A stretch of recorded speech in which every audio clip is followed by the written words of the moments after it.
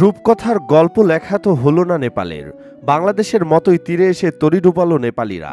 আফ্রিকাকে বাগে পেয়েও জেতা হলো না রোহিতের দলের। প্রোটিয়াদের মাত্র ১১৫ রানে আটকে দিয়েও মাত্র ১ রান আগেই থেমে যায় এশিয়ার দলটি। যদিও ম্যাচের ৯০% সময় জেতার অবস্থায় ছিল নেপাল, তবে শেষ দিকে শামসি ও নরকিয়ার বোলিং তাণ্ডবে আর জেতা হয়নি নেপালিদের। জিততে জিততেও হেরে গিয়ে চোখের জলে মাঠ ভিজিয়েছে গুলশান জারারা। বিপরীতে শোকে পরিণত হয়েছে গোটা দেশটি। আসলে বড় দলের বিপক্ষে এভাবে জিততে জিততেও হারতে হয় ছোট দলগুলোকে, যা মেনে নেওয়া খুবই কঠিন।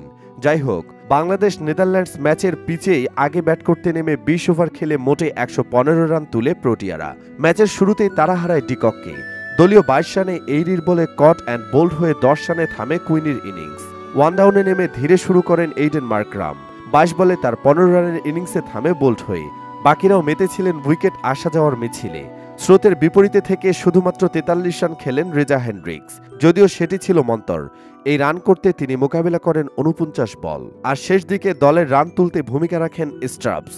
তিনি ১৮ বলে ২৭ রান করলে কোনো মতে ১১৫ রানের সংগ্রহ পায় দক্ষিণ আফ্রিকা। জবাবে দারুণ শুরু করে নেপালিরা। ওপেনিং জুটিতেই তুলে ফেলে ৩৫ রান। তারপর দ্রুত অধিনায়ক রোহিত ফিরে গেলেও অনিলকে নিয়ে আবারও জুটি করেন ওপেনার আসিফ। অনিল ২৪ বলে ২৭ রানে ফিরে গেলেই ধস নামতে শুরু করে। রানে বলে অবস্থায় বোলিংয়ে ফিরে শামসি ১ ওভারে ২ উইকেট শিকার করে নেপালিদের চাপে ফেলে দেয়। তবুও নেপালিরা তাদের লড়াই চালিয়ে গিয়েছিল, এমনকি শেষ ওভারে প্রায় জিতে গিয়েছিল। তবে শেষ ২ বলে ২ রানের সমীকরণ মেলাতে পারেনি গুলশান জা। তার আগ অব্দি কি দারুণ ক্রিকেটই খেলেছে এশিয়ার দলটি। আসলে ছোট দল এভাবেই হারে, কিছু বলার নেই।